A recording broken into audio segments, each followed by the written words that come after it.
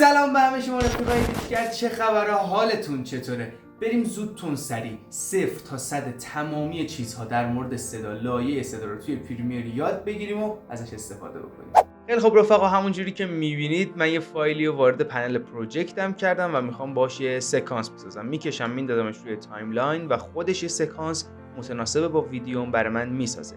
اگر هنوز نمیدونید پنل پروژکت چیه، پنل تایملاین چیه و چجوری سکانس میسازیم، بهتون پیشنهاد میکنم که حتما ویدیوی آموزش پریمیر ما رو ببینید و بعد برگردید سر ادامه این ویدیو.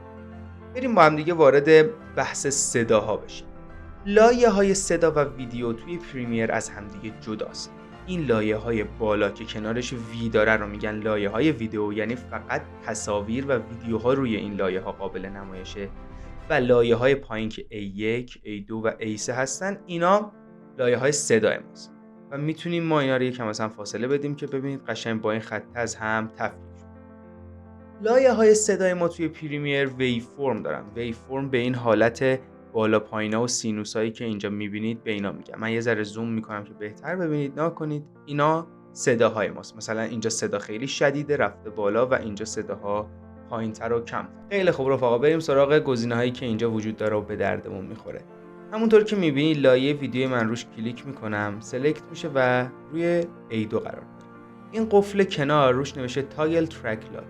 اینو که بزنیم دیگه این لایه تکون نمیخوره، نمیتونیم کارش کنیم. نگاه کنید این لایه ویدیوه، ببین تکون میخوره، هر جا دلمون بخواد میتونیم بذاریمش. اما لایه صدامون تکون نمیخوره چون قفلش کردیم. مثلا اگر یه صدایی دارین که میخواین هیچ تغییر روش اعمال نشه، جایی تکون نخوره وسط تایملاین، میتونید قفلش رو فعال کنید و موقع دیگه تکون نمیخوره. گزینه بعدی خود A2. زمانی که ما A2 رو فعال و غیر فعال میکنیم، مثلا الان A2 من غیر فعاله، ببینید دیگه دورش آبی نیست. زمانی که فعال نیست دیگه لایه صدایی به این لایه اضافه نمیشه. اگر من یه لایه صدای دیگه بخوام اضافه کنم به تایملاینم، توی A1 یا A3 یا بقیه قرار میگیره، دیگه توی A2 قرار نمیگیره. گزینه بعدی که مهمه و به دردمون میخوره گزینه M یا میوت هست. زمانی که شما این ترک رو میوت کنید، یعنی این لایه صدا رو میوت کنید، دیگه صداش توی تایملاینتون پخش نمیشه. نگاه کنید من ویدیو رو پلی کنم، دیگه هیچی پخش نمیشه، فقط ویدیو پخش میشه و صدایی شما نمیشنوید در واقع. حالا گزینه بعدی S چیه؟ من میوت رو غیر فعال میکنم. S رو بزنی، اگر ما اینجا چندین لایه صدا داشته باشید، نگاه کنید من کلید آلت رو نگه میدارم و از صدام کپی میگیرم. آلت رو که نگه دارید لایه‌تون رو بکشید ازش کپی میگیرم. ببین الان من 4 تا لایه صدا دارم. خب زمانی که اینا میاد میشه، مثلا اینا فرض کنید تمام صداها با هم فرق میکنه، یکی صدای گوینده است، یکی صدای بک‌گراند، یکی SFX همونه. اینا رو می‌خوایم هر کدومون جدا جدا بشنویم دیگه. زمانی که من اس رو روی یک لایه فعال بکنم، فقط اون لایه برام صداش پخش میشه، بقیه لایه‌ها خود به خود میوت میشن. در واقع اگر من بقیه لایه‌ها رو میوت کنم، اینو خاموش کنم، همین کار انجام میشه، بقیه میوت این پخش میشه، یا میتونم مثلا این همه کار انجام ندم، فقط اس رو بزنم این لایه برام پخش میشه. اینم از این. گزینه بعدی هم که این صدای ریکوردر دیگه، روش نمیشه وایس اوور ریکورد. زمانی که ما اینو بزنیم، مثلا اجازه بدید من اینو خاکش کنم، زمانی که من اینو بزنم شمارشگر برامون بالا بشه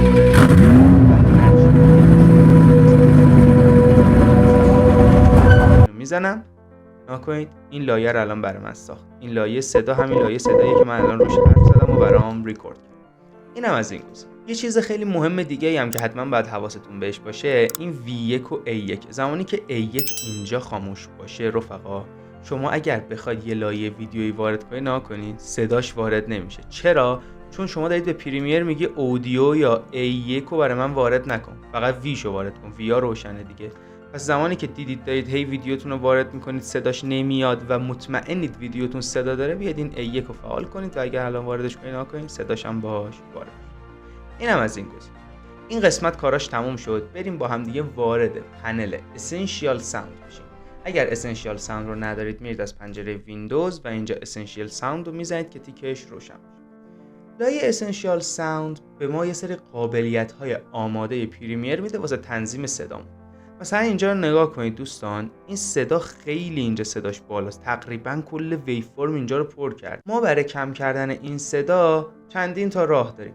مثلا این صدا الان ما میدونیم که فقط موزیکه، یعنی دیالوگ نیست. نگاه کنید اینجا چند تا گزینه به ما داده، میدونیم دیالوگ نیست، کسی روش صحبت نمیکنه. SFX هم نیست، مثلا صدای ووش یا صدای مثلا بستراپ اینا نیست. اگر نمیدونید ووش و بستراپ چیه، من یه ویدیوی دیگه داخل چنل دارم که توش 4 تا افکت صوتی خیلی کاربردی بهتون معرفی کردم، اونم حتما ببینید و از دستش نه، اون موقع کامل میفهمید که SFX چیه. SFX هم نیست صدامون، امبینس هم نیست، یعنی صدای طبیعت و اینا هم نیست. صدای موزیکه، یعنی یه موزیکی داره پلی میشه. پس من بای دیفالت پریستمو میذارم روی حالت موزیک.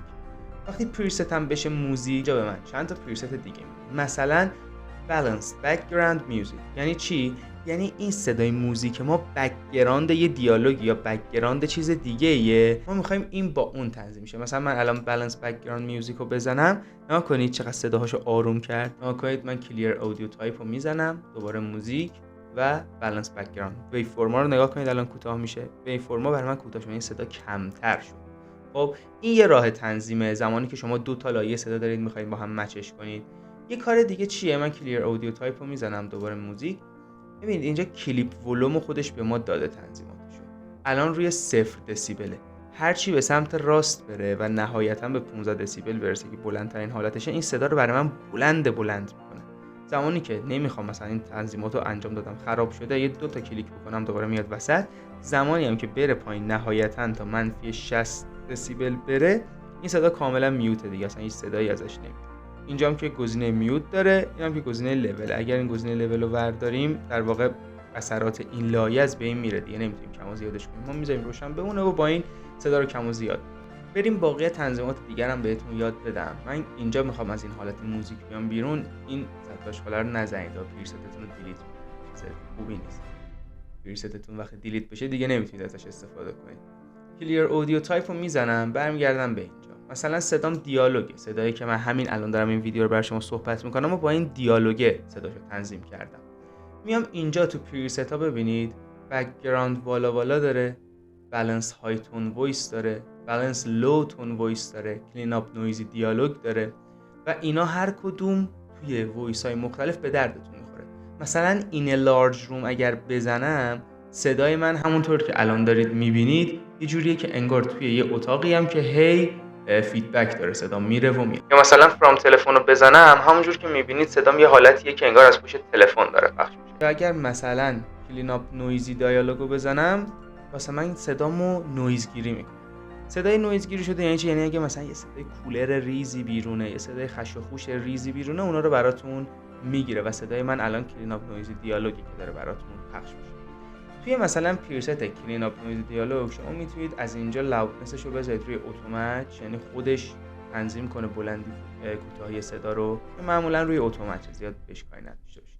یه قسمت دیگه داریم به اسم ریپیر. اینجا مهمه، یه ذره دقت کنید کامل متوجه میشید چیکار.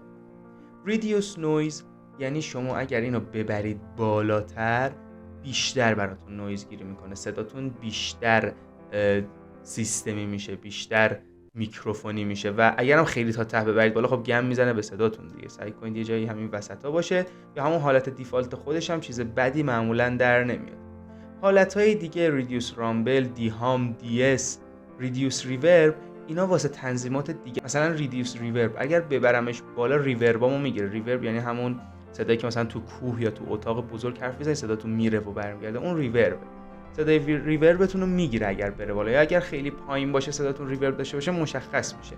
سعی کنید یه حالتی همین وسطا هی صدا رو گوش کنید، چیزی که به گوش تمیزتر میاد اونا رو بذارید. زیاد اگر صدا رو بالا پایین دستکاری خیلی عجیب غریبی بکنید، به گوش غریبه میشه، ویدیوتون آزاردهنده میشه. تقریبا هر چیزی که نیاز بود از تایملاین و اسنشیال ساوند بدونیم و بهتون یاد دادم.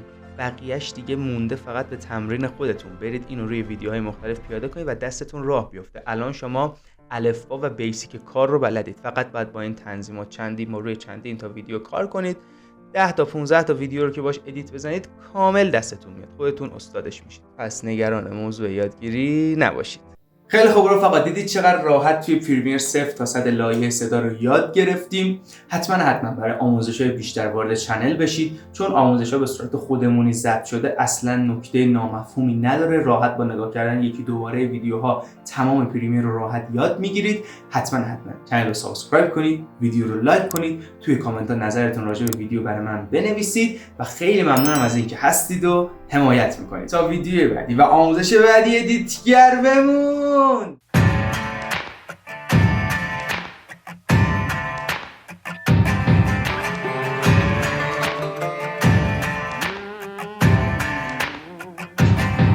With a piece in my hand and bloodshot eyes, I walk to the water for a last